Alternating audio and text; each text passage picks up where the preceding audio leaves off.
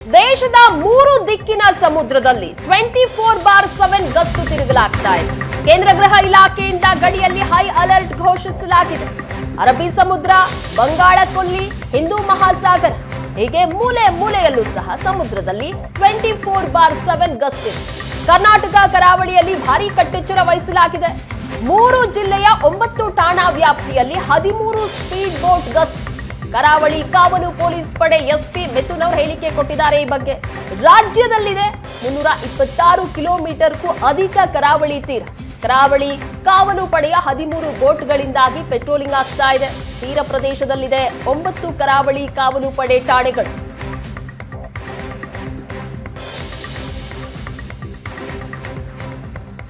ದೇಶದಲ್ಲಿ ಸದ್ಯದ ಪರಿಸ್ಥಿತಿಯಲ್ಲಿ ಕರಾವಳಿಗಳನ್ನು ಅತ್ಯಂತ ಸೆನ್ಸಿಟಿವ್ ಪ್ಲೇಸ್ಗಳು ಅಂತ ಪರಿಗಣಿಸಲಾಗುತ್ತೆ. ದೇಶದ ಸದ್ಯದ ಪರಿಸ್ಥಿತಿ, ಕಾಶ್ಮೀರದಲ್ಲಿನ ಬೆಳವಣಿಗೆಗಳ ನಂತರ ಒಂದು ರೀತಿಯ ಕಟ್ಟೆಚ್ಚರವೇ ಇದೆ ಅಂತಲೇ ಹೇಳಬೇಕು. ಕರಾವಳಿ ಕಾವಲು ಪಡೆ ಈ ನಿಟ್ಟಿನಲ್ಲಿ ಏನೆಲ್ಲ ತಯಾರಿಗಳನ್ನು ಮಾಡಿಕೊಂಡಿದೆ ಅನ್ನೋದನ್ನು ತಿಳ್ಕೊಳ್ಳೋಣ.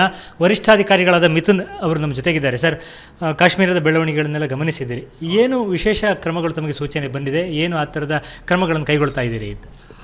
ಮೊದಲನೇದಾಗಿ ಕೇಂದ್ರ ಮತ್ತು ರಾಜ್ಯ ಗುಪ್ತಚರ ಇಲಾಖೆಗಳೊಂದಿಗೆ ನಿರಂತರವಾಗಿ ಸಂಪರ್ಕದಲ್ಲಿದ್ದೀವಿ. ಯಾವುದೇ ರೀತಿಯಾದಂಥ ಇನ್ಪುಟ್ಸ್ ಬಂದರೆ ಅದ್ರ ಬಗ್ಗೆ ನಾವು ಕಾರ್ಯ ತೆಗೆದುಕೊಳ್ಳೋಕ್ಕೆ ರೆಡಿ ಇದ್ದೀವಿ. ಅದಾದ ನಂತರ ನಿರಂತರವಾಗಿ ಪ್ಯಾಟ್ರೋಲಿಂಗ್ ಕಾರ್ಯವನ್ನು ಹೆಚ್ಚು ಮಾಡಿದ್ದೀವಿ, ಕಟ್ಟೆಚ್ಚರವನ್ನು ವಹಿಸಿದ್ದೀವಿ.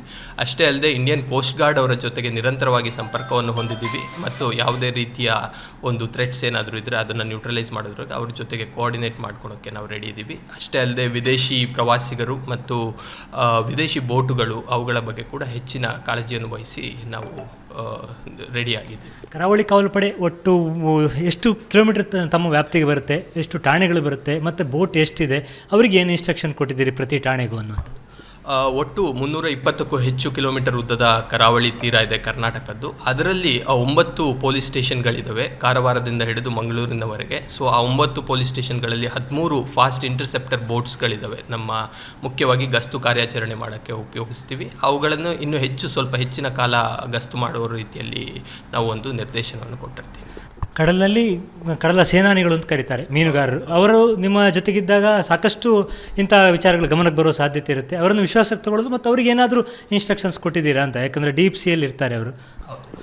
ನಿರಂತರವಾಗಿ ನಮ್ಮ ಏನು ಗ್ರಾಮಗಳು ಬರ್ತವೆ, ಒಟ್ಟು 96 ಗ್ರಾಮಗಳು ಬರ್ತವೆ ಈ ಕೋಸ್ಟಲ್ ಸೈಡ್ನಲ್ಲಿ. ಸೊ ಅವರ ಜೊತೆಗೆ ನಿರಂತರವಾಗಿ ನಾವು ಭೇಟಿ ಮಾಡೋದ್ರ ಮೂಲಕ ಮತ್ತು ಸಭೆಗಳನ್ನು ತೆಗೆದುಕೊಳ್ಳೋದ್ರ ಮೂಲಕ ಈಗಿನ ಪರಿಸ್ಥಿತಿಯನ್ನು ಅವರಿಗೆ ವಿವರಿಸಿ, ಸೊ ಯಾವುದೇ ರೀತಿಯಾದಂಥ ಅನುಮಾನಾಸ್ಪದ ವ್ಯಕ್ತಿಗಳು, ಬೋಟುಗಳು ಅಥವಾ ಇನ್ಯಾವುದೇ ಚಟುವಟಿಕೆಗಳು ಕಂಡು ಬಂದರೆ ನಮಗೆ ತಿಳಿಸಬೇಕು ಮತ್ತು ನಮ್ಮ ಕಂಟ್ರೋಲ್ ರೂಮ್ನ ನಂಬರನ್ನು ಅವ್ರಿಗೆ ಶೇರ್ ಮಾಡೋದ್ರ ಮೂಲಕ ಮಾಡ್ತಾ ಇದ್ದೀವಿ. ಮತ್ತು ಅವರು ಕೂಡ ತುಂಬ ಹಿಂದೆ ಕೂಡ ನಮಗೆ ಕೋಆಪ್ರೇಟ್ ಮಾಡಿದ್ರು, ಮುಂದೆ ಕೂಡ ಮಾಡ್ತಾರೆ ಅನ್ನೋ ನಂಬಿಕೆ ಇದೆ.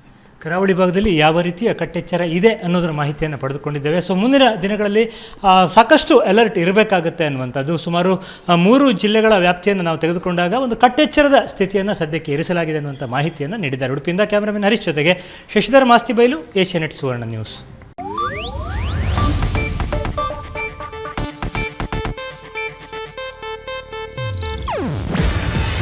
ಇದು ಏಷ್ಯಾನೆಟ್ ನ್ಯೂಸ್ ನೆಟ್ವರ್ಕ್ ಪ್ರಸ್ತುತಿ.